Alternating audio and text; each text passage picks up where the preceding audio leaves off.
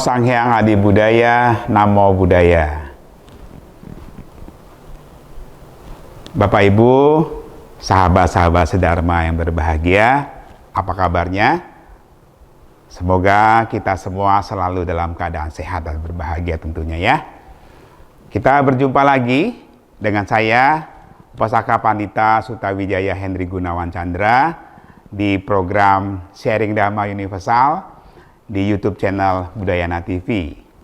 Ya, pada kesempatan yang berbahagia ini, saya ingin berbagi satu topik mengenai mata pencaharian, ya, mata pencaharian benar.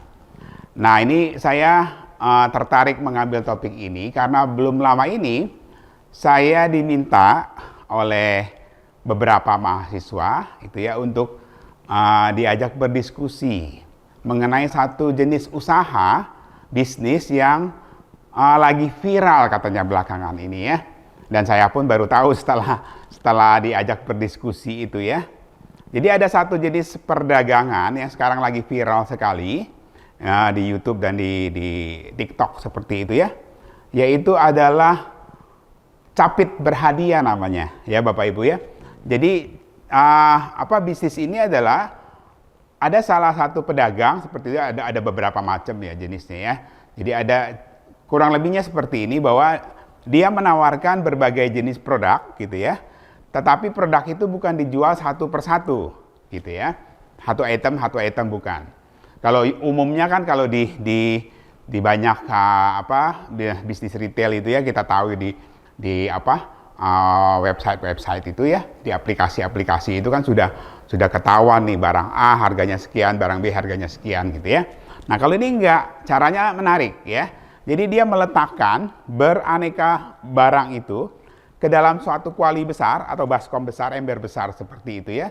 Diisi dengan bermacam-macam barang, kemudian diisi juga dengan bermacam-macam yang lainnya lah seperti itu. Nah, setiap orang yang ingin mendapatkan barang itu, mereka harus menyetor sejumlah angka tertentu ya, membayar angka tertentu, misalkanlah 20.000, ada yang 30.000 seperti itu ya. Dan nanti si penjualnya ini dia akan mengambil kayak satu centong seperti itu, serokan gitu ya, dan dia akan mengambil, menuangkannya ke satu piring seperti itu.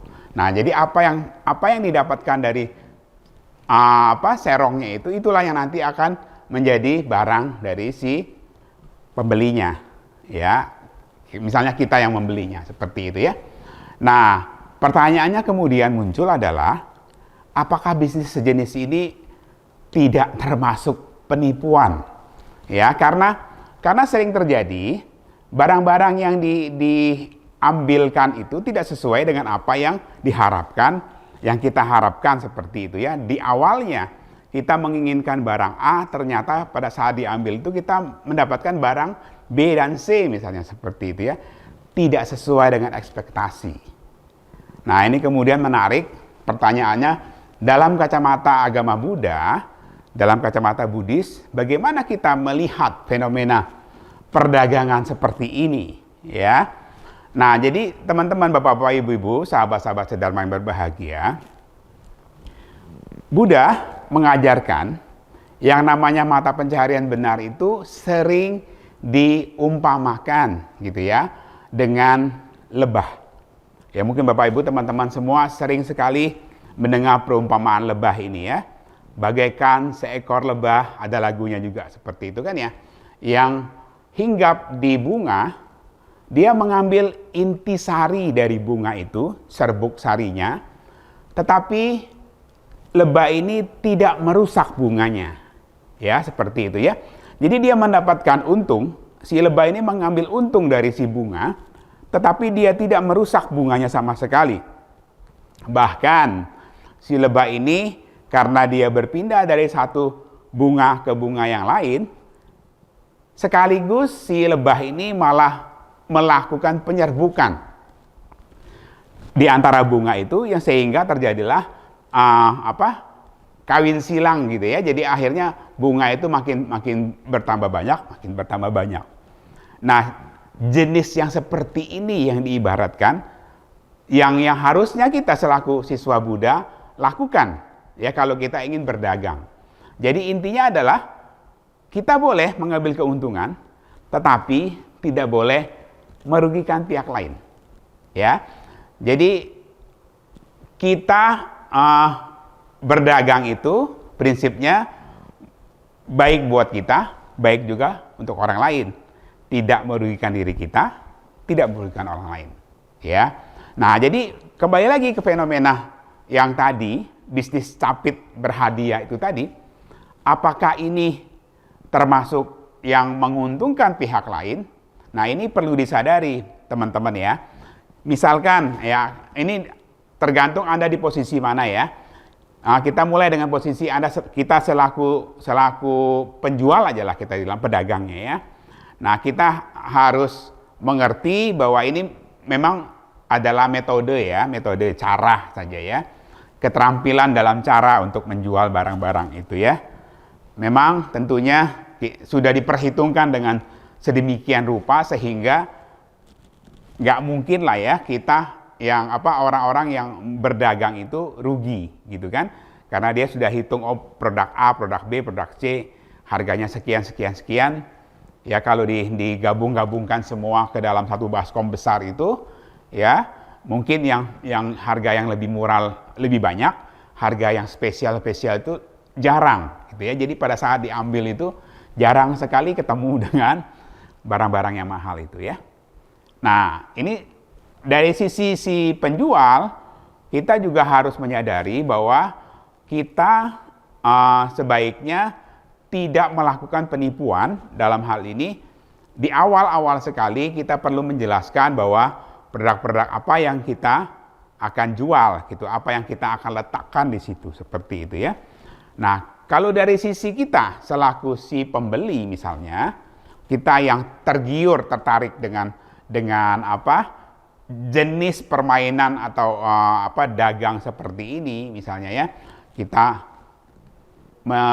membayar satu angka tertentu, misalnya tadi saya katakan misalnya 20.000, kemudian kita bisa mendapatkan beberapa produk yang mungkin kalau dikalkulasikan, ternyata bisa lebih dari harga itu, seperti itu ya. Nah ini yang perlu disadari untuk kita bahwa si pedagang itu sudah menciptakan kondisi sedemikian rupa sehingga si dagangannya itu tidak mungkin rugi, seperti itu ya. Tidak ada satupun di dunia ini yang namanya bisnis itu, yang jualan, yang dagang itu rugi, ya nggak mungkin seperti itu ya. Nah kitanya selaku orang yang ingin membeli, konsumennya juga harus bijaksana bahwa misalkan lah ya kita ambil probability saja seperti itu, diambil, dicerok, ada yang pakai tutup mata, ada yang enggak gitu ya, tapi tidak sambil melihat seperti itu ya. Itu namanya kan untung-untungan ya, untung-untungan. Apakah masuk ke ranah perjudian? Bisa iya dan bisa tidak. Kalau Andanya sendiri kemudian setelah melakukan itu kemudian melakukannya berkali-kali gitu ya. Sekali misalnya tidak mendapatkan barang yang diinginkan, lagi, membayar dengan jumlah yang banyak sekali itu ya. Itu termasuk perjudian. Apalagi barang-barang yang diambil itu tidak semuanya yang Anda butuhkan. Jadi dari misalnya 5 item yang diberikan kepada Anda itu, kepada kita itu, mungkin hanya 1 yang kita butuhkan. Sisanya nggak dibutuhkan. Jadi sebetulnya jauh lebih baik kita membeli saja barang yang kita butuhkan. Ya, barang-barang yang lain walaupun itu bentuknya hadiah macam-macam, kalau kita nggak butuhkan ya juga buat apa, seperti itu ya. Yang jadi penipuan itu adalah misalnya, kalau misalnya kita belanja online, barangnya tertentu, ya dengan harga tertentu, kemudian pada saat dikirimkan ke kita, ternyata barangnya bukan barang itu. Nah itu namanya penipuan ya. Jadi kalau kita penjual itu kalau memberikan barang yang tidak sesuai dengan barang yang ditawarkan, itu namanya penipuan.